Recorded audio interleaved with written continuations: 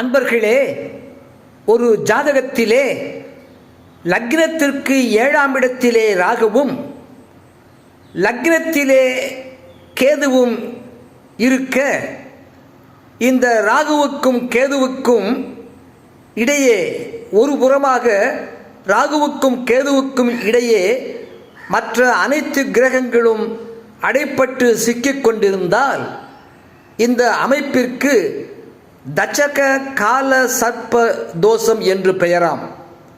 இப்படி தச்சக கால சர்ப்ப தோஷம் அமைய பெற்ற அன்பர்களுக்கு அவர்களுக்கு முன் யோசனை உள்ளவராம், எதிலும் யூகம் செய்யும் ஆற்றல் படைத்தவராம், தன் செல்வத்தை மது மாது ஆகிய விஷயத்தில் வீணடிப்பவராம், அவருக்கு திருமண வாழ்வில் சிக்கல்கள் உண்டாகுமாம்.